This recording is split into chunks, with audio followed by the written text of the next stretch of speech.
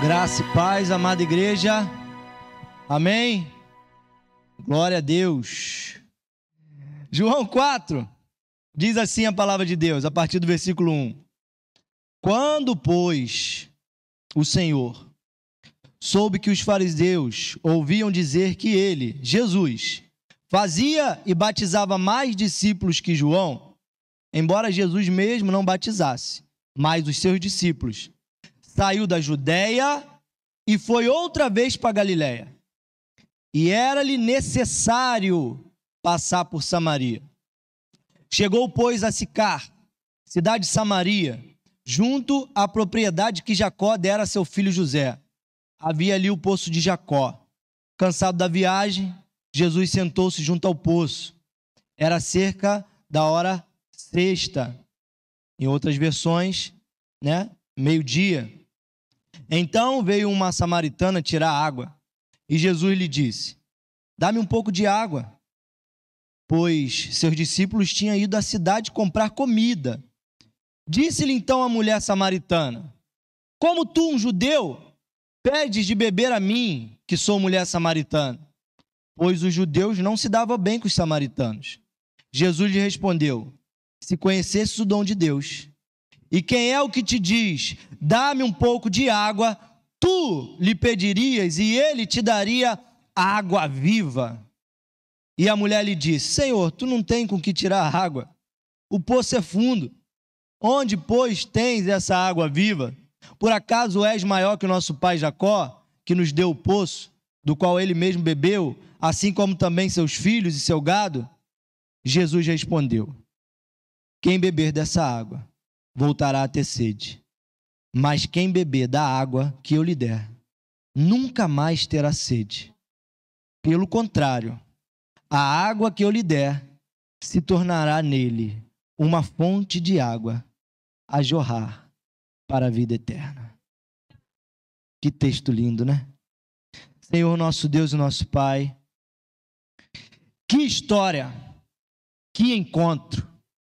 Eu sempre costumo dizer que eu gostaria realmente de bater um papo parecido com esse, talvez. Talvez Jesus ia ver muitos defeitos em mim, mas eu não me importaria. Eu queria realmente era bater um papo com ele, nesses moldes aqui, desse jeito aqui. E sei que um dia eu vou bater esse papo com ele. Tenho essa esperança no meu coração e essa certeza. Primeiro ponto que me chamou a atenção desse texto, na verdade, esse texto, através da encenação da série que a gente está vendo, ele falou de uma forma muito especial. Aí contei essa história para a Bela e novamente me emocionei. Aí nesse dia que eu me emocionei contando a história para a Bela, eu falei assim, vou pregar nesse texto. Aí comecei a olhar ele com carinho, estudar, pesquisar, me aprofundar mais nele. E o que me chamava atenção, mais ainda, o texto todo chama atenção, mas especificamente algumas coisas que eu separei aqui. Primeira coisa que me chamou a atenção nesse texto está no versículo 4, que diz assim: e era-lhe necessário passar por Samaria. E a primeira coisa que eu aprendo aqui é essa frase: era necessário. E a palavra necessário, pelo menos para mim, conota dois tipos de pensamento. Me faz pensar em duas coisas. O que é necessário? O que é necessário, ele pode ter o sentido de que não tem alternativa. Se uma coisa é necessária, você pode pensar, se é necessário, não tem outra alternativa. Por exemplo, se você está com sede, não tem outra alternativa a não ser você o quê? Beber água. Você pode até querer beber refrigerante, beber Coca-Cola, mas se você está com sede, é necessário que você beba água. Então, necessário pode ser algo que não tem alternativa. Mas eu também penso em outro aspecto da palavra necessário. Pode ser que tenha alternativa, mas você quer fazer daquela maneira. Me dá outro exemplo, Bruno. Por exemplo, eu moro no Val d'Ariosa. Era necessário que eu estivesse aqui hoje. Eu poderia ter passado pela Estrada do Lazareto, ou poderia ter passado aqui por cima, pelo São Miguel.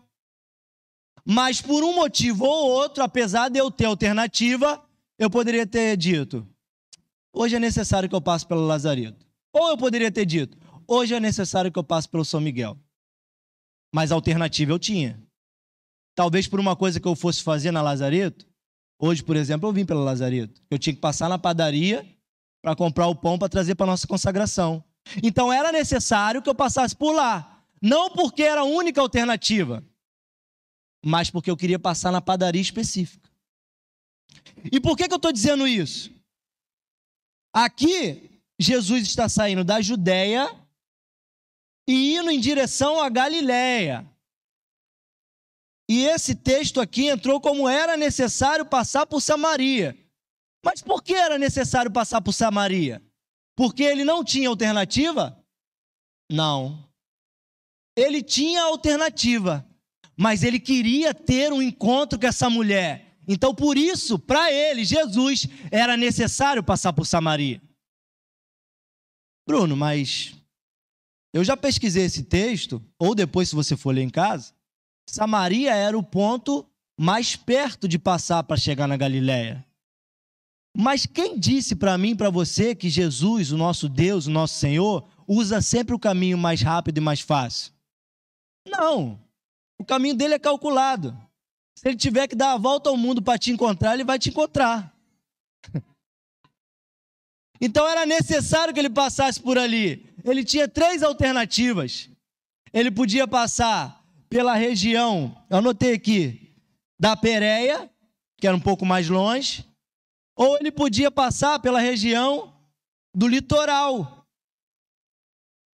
Mas a palavra de Deus fala que era necessário que ele passasse por lá. Porque ele queria ter um encontro com essa mulher. Ah, Bruno, eu não acredito nisso. Não acredita? Outra evidência que ele queria ter um encontro com essa mulher.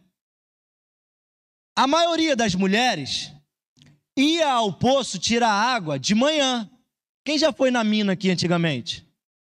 Hoje tem um cara lá perto de casa que ainda vai na mina buscar água. Falei, irmão, não precisa mais, a água está tratada direitinho. Não, eu só bebo água da mina.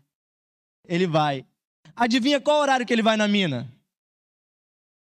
5:30 da manhã, 6 horas. No inverno até dá para ir um pouco mais tarde, né? Mas no verão não dá não. Mas era costume das mulheres ir cedo. Mas Jesus tinha tanta convicção que ele ia encontrar aquela mulher, que ele tinha um encontro marcado com aquela mulher. Se fosse eu ou você querendo encontrar alguém no poço, que hora que a gente ia? De manhã.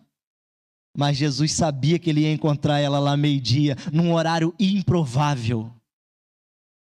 A palavra de Deus diz, em Hebreus capítulo 4, versículo 4, que Jesus, o nosso Cristo, ele veio na plenitude dos tempos. O que quer dizer isso? Ele veio no tempo perfeito, no tempo que ele teria que vir. Eu ficava me perguntando ao ler esse texto, falei assim, poxa, Jesus podia ter vindo na nossa época. Ele ia ter um alcance muito maior com todas as mídias que tem, né? Mas Deus sabe de todas as coisas. Ele vem no momento perfeito. E para aquela mulher, para aquele encontro, para a gente estar aqui hoje lendo essa história, ele foi no momento exato, ao meio-dia ele encontra com essa mulher. E aí eu só tenho uma coisa para pensar. Essa palavra é necessário.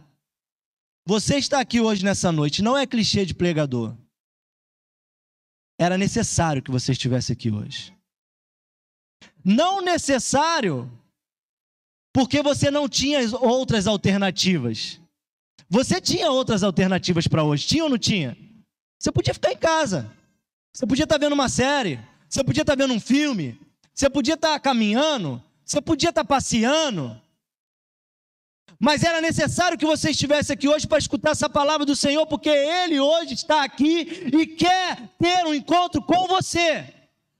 Porque hoje, assim como naquele dia, é o momento exato de Deus falar comigo e contigo. Porque, irmãos, mesmo os que vêm todo domingo, Jesus não tem pressa. Sabia que Jesus não tem pressa? Pressa, como eu escuto de um grande pregador, é defeito de quem está atrasado. Jesus não tem pressa, Jesus não chega atrasado, ele chega no momento certo na minha e na tua vida. Momento certo. Para uns ele chega com 12 anos, 11 anos, 8 anos, 5 anos. Para outros ele chega com 80 anos, mas creia, é o momento certo. Então era necessário, em primeiro lugar. E por que era necessário? Porque Jesus, ele quer salvar. Jesus, ele tem o desejo de salvar. O querer de Cristo é salvar. Ele não quer condenar, ele quer salvar. Então, ela ia ao meio-dia, pois ela tinha vergonha, talvez. Escutei muita gente falando isso. Ela tinha vergonha. Por quê? Porque você conhece a história. Ela não queria ir com as outras mulheres, porque ela tinha um passado tenebroso. Sabe, eu tinha uma cachorra chamada Lara. Cadê a Lara? Tá aí? Era uma pitbull linda, mas quando a gente saía, ela devastava o jardim, tirava toda a roupa que tivesse no varal. Mas quando a gente chegava em casa, a Lara estava assim. Ela sabia que tinha feito besteira. Se ela pudesse se esconder, ela se escondia. Era o que essa mulher aqui estava fazendo. Ela queria se esconder, porque o passado dela era negro. Irmãos, 5 casamentos. Eu vou te perguntar uma coisa. 5 casamentos nos dias de hoje. Não uma coisa estranha, nos dias de hoje. 5 casamentos, não é estranho? Imagina nessa época. Então Jesus quer salvar, ele chega nesse lugar. Por quê? Porque ela estava perdida. Ela estava perdida dentro de si. Ela estava se escondendo. Ela não queria contato, ela ia sozinha. Tanto que Jesus encontra ela sozinha. E julgo eu, lendo esse texto, que Jesus manda os seus discípulos irem comprar comida lá em Samaria, para ele justamente ficar sozinho com ela. Porque ela tinha vergonha, talvez ela não se abriria para Cristo aqui, nessa conversa. E talvez você, como eu já estive em outro momento, você se esconde, você está perdido. Aparentemente você está bem, mas olhando para dentro de você, você está perdido. Mas Jesus, que estava lá e está aqui, ele quer salvar você dessa perdição. Ele quer salvar. E ele puxa essa conversa com ela. E Jesus também puxa essa conversa com a gente. Só que às vezes a gente abafa essa conversa. A gente pensa que é coisa da nossa cabeça. A gente pensa que é a emoção do culto. A gente pensa que é a emoção do congresso. A gente pensa que é a emoção do encontro. Mas não é. É a voz de Jesus falando com você. Eu quero te salvar. Você está perdido e você sabe disso. Jesus quer salvar. E Jesus quebra todas as barreiras para te salvar. Ele fala com uma mulher em público. Não podia. Sabia que não podia falar com essa mulher em público? Se o cara fosse sacerdote ou mestre, ele não podia falar em público com a sua própria mulher, com a sua própria esposa. E Jesus era um mestre. Então ele não podia falar com qualquer mulher, e se casado fosse, não poderia falar com a sua própria mulher. Que loucura, né? Não posso falar com a minha própria mulher em público. Ele quebra essa barreira. Além disso, ele fala com uma samaritana. Eles se odiavam, nós lemos o texto. Além disso, ele pede água para ela. Os judeus consideravam os samaritanos impuros. Eles eram impuros. Como que um mestre judeu vai beber água de uma cambuca impura? Preguei outros tempos atrás aqui, irmãos. Quando Jesus toca na gente, a gente não suja ele. É ele que nos limpa. é Ele que nos limpa. Qualquer outro homem teria ignorado aquela mulher, mas não o Messias. O Messias não te ignora. O Mestre dos Mestres tem ouvidos para você. O Mestre dos Mestres fala com você. O Mestre dos Mestres senta com você. O Mestre dos Mestres vai aí no teu coração, perdido, sujo, podre, e Ele quer entrar aí, porque Ele quer salvar. Jesus quebra todas as barreiras sociais, culturais, raciais, religiosas, de caráter, de posição. E por que Ele faz isso? Porque Ele quer salvar. Jesus tinha acabado de sair da Judéia, irmãos. Sabe o que era a Judéia? Era o berço da ortodoxia de Israel, onde estavam os maiores, os magistrados, os entendedores.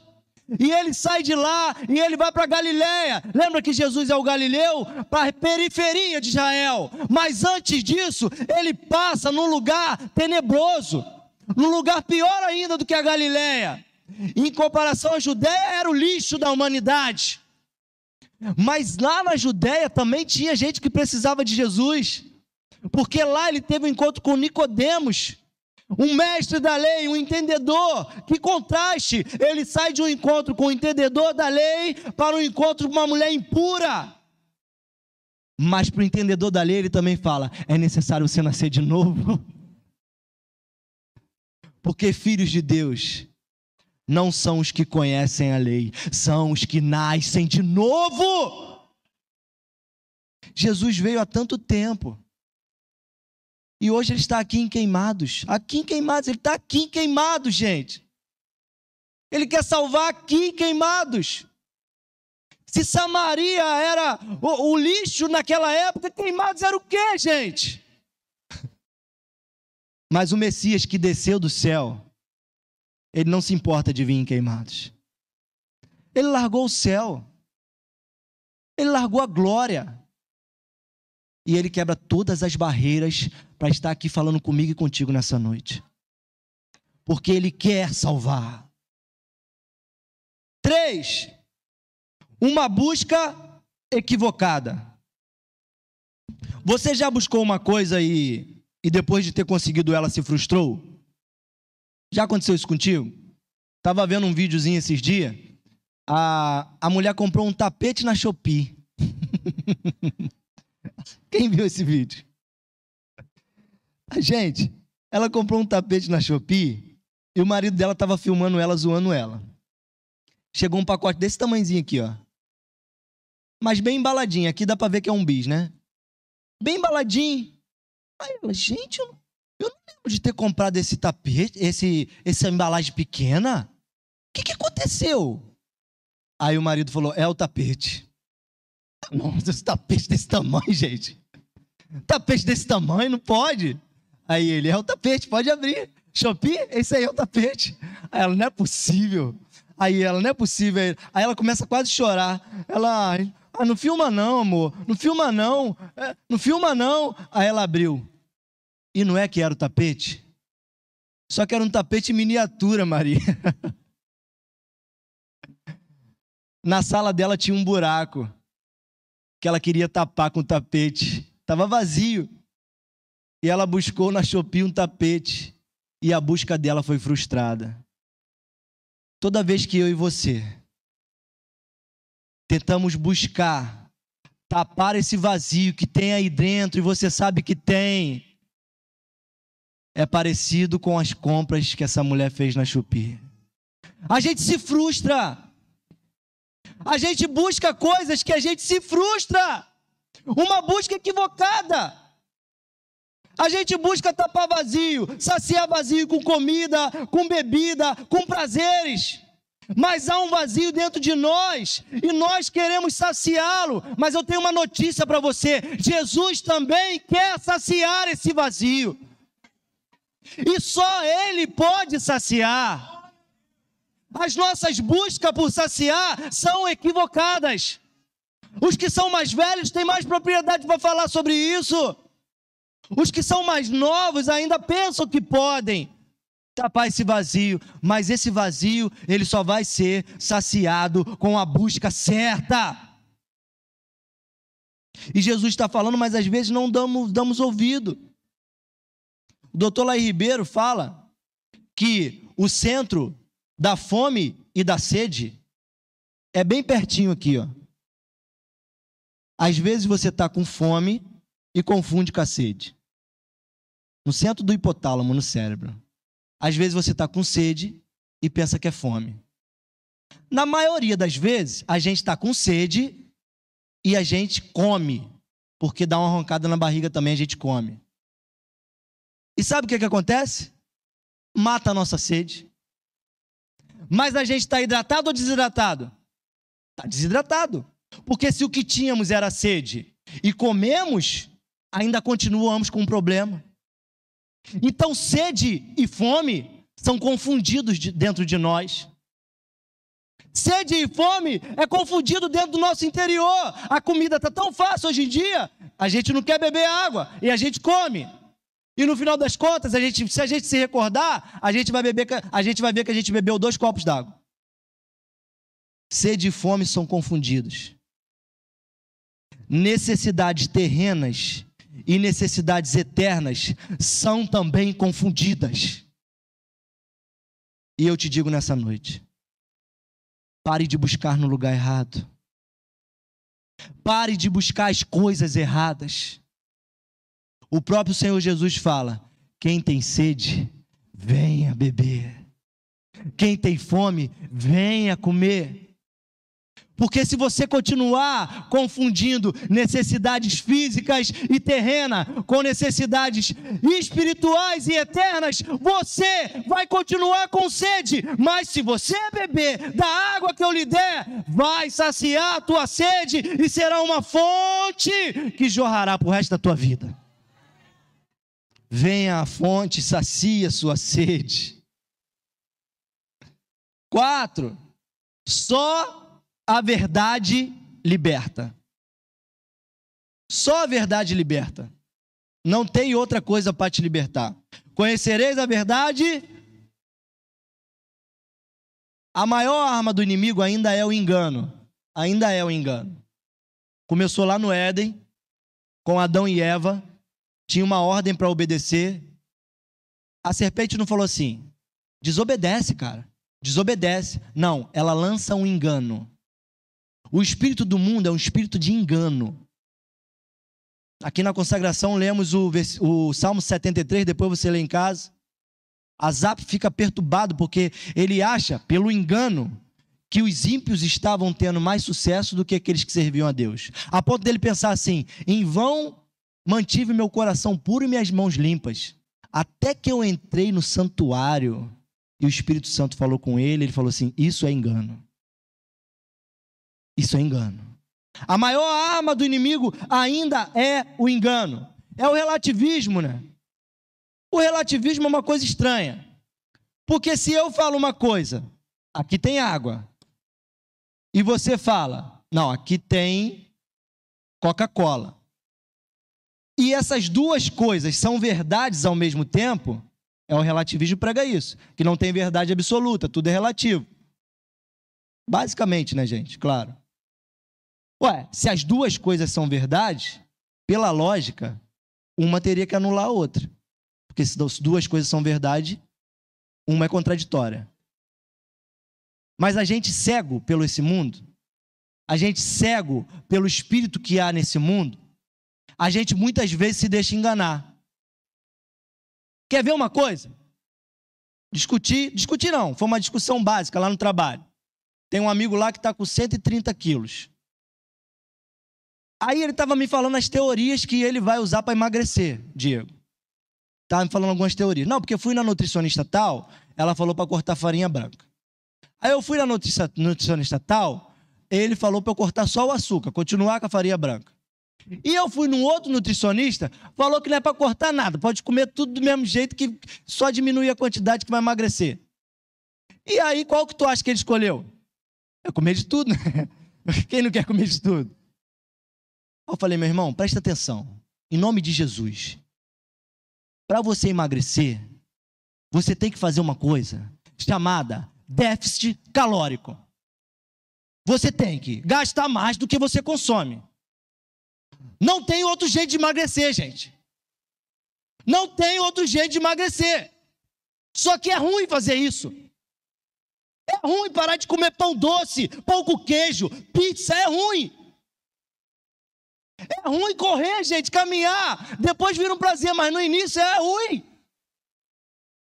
E a gente quer se enganar, achando que dá para fazer tudo o que a gente quer fazer e conquistar tudo que a gente quer conquistar. Mas não combina uma vida sem Deus e ir para o céu. Não combina uma vida com Deus não ir para o céu. Então, só a verdade nos liberta. Olha o versículo 16. Então Jesus lhe disse: vai e chama o teu marido e volta aqui. Uma palavra difícil para ela. Ela poderia ter falado, como muitas vezes a gente fala: tá bom, eu vou ali e vou voltar. E não voltava nada, por quê? Vergonha. E não voltava nada, por quê? Medo. Pô, esse cara tá mandando, ele sabe de alguma coisa, alguém contou para ele. Alguém contou um negócio para ele. Mas o que ela fala? A mulher respondeu: não tenho marido. Falou a verdade. E se tem uma coisa que mexe com o coração de Jesus, é falar a verdade. Você quer mexer com o coração de Jesus? Se ajoelha diante dele e fala a verdade. Quando você tiver um encontro com ele, quando ele falar no teu coração, quando ele falar dentro de você, fale a verdade. Porque só ela, só a verdade pode libertar. E aqui tem duas mentiras. Duas mentiras que poderiam enganá-la. A primeira é que você pode se libertar sozinho. Ela já tinha tentado isso. Ela teve o primeiro casamento, querendo tapar alguma coisa na vida dela. Não conseguiu. Teve o segundo casamento. Teve o terceiro casamento. E uma voz falando para ela: você consegue, vai lá, você consegue. E aí veio o quarto casamento: você consegue, vai lá, você consegue. Aí teve o quinto casamento: você consegue, vai lá. E agora ela estava no sexto, que não era marido dela. E uma voz dizendo para ela: você consegue. Deixa eu te falar uma coisa: você não consegue. Você não consegue sozinho. Essa é a primeira mentira. A segunda está no versículo 20. Olha isso. Olha o que ela pergunta: nossos pais adoraram neste monte, e vós dizeis que em Jerusalém é o lugar onde se deve adorar. Qual era a segunda mentira que ela carregava? Que ela não era digna de adorar ao Senhor. Aonde que eu devo adorar? É lá? É cá? É de joelhado? É em pé? É gritando? É de mãos levantadas? E o que Jesus fala para ela? Em espírito e em verdade. Só a verdade liberta. Bruna, onde eu devo adorar? Aonde eu devo ir? Eu ainda devo ir no monte? Vá ao monte. Eu devo orar de madrugada? Ore de madrugada. Qual é a igreja certa? É a igreja laranja, a amarela, a preta? É em espírito e em verdade. Nada vence o espírito e verdade. Pode estar na cadeia, tu pode estar na sarjeta, tu pode estar envergonhado. Se for em espírito e em verdade, Ele vai te ouvir. Só a verdade liberta. E quinto, para encerrar essa palavra: um liberto se torna um libertador. De novo, Valmir. Não tem jeito, a equação é sempre essa. Um liberto. Bruno, você já falou isso sobre Paulo? Sim. Paulo, quando tem um encontro com Cristo, ele larga tudo, todo o conhecimento, todos os diplomas, tudo que ele considerava mais importante. Para quê? Para ser um anunciador dessa libertação que ele recebeu. O reino de Deus, em Mateus 13, ele é semelhante a um homem. O reino de Deus é semelhante a um homem que encontrou um tesouro escondido num campo, num terreno. Ele encontrou esse tesouro escondido. E o que ele fez? Ele vendeu tudo que tinha para comprar esse campo. E às vezes eu li esse texto e falava assim, cara, que tesouro é esse que você vende tudo que tem para comprar? O que pode ser mais valioso do que tudo que você tem? Ele vendeu tudo que tinha para comprar um campo que tinha um tesouro. Esse tesouro é Jesus Cristo e Ele está aqui hoje. Quando temos um encontro com Jesus, as nossas prioridades mudam. Os nossos pensamentos mudam. Pedro largou as redes cheias. Pedro largou as redes cheias. Era melhor ele ter largado logo a rede vazia, né? E eu te indico hoje, se você não tem nada ainda, larga logo esse nada para seguir a Cristo, porque ele tem o costume de vez em quando a gente começa a ter alguma coisa, ele pedir para a gente largar para seguir ele. Pode ser que doa mais. Pode ser que doa mais.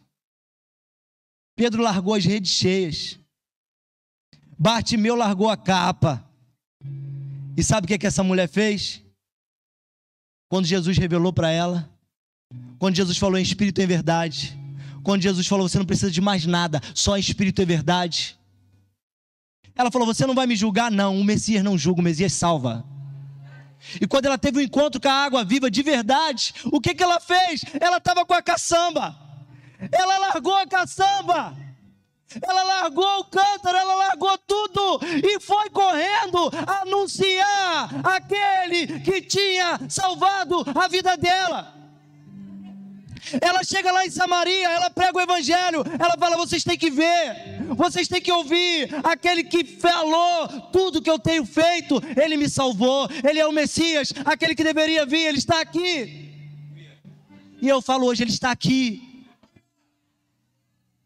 Sabe o que aconteceu, irmãos? Os discípulos tinham ido lá, os discípulos tinham ido em Samaria, mas os discípulos não anunciaram. Mas aquela mulher teve um encontro com a água viva, que saciou a vida dela, e agora ela queria saciar a vida de outros. Ela queria apresentar o Mestre, ela queria apresentar o Messias, o prometido. Jesus quer saciar a tua sede hoje, sede de alma, sede desse vazio que não te larga, dessa depressão que não te larga, desse buraco que está aí dentro do teu coração, que você sabe que tem, que não te larga. Ele está aqui hoje para te saciar. Ele quer te saciar, Ele quer te salvar. E depois, você que já foi saciado, anunciar essa salvação, anunciar que existe um que saciou a minha sede, e Ele vai saciar a tua sede também. Um liberto se torna um libertador. Curve tua cabeça para uma palavra de oração. Aleluia!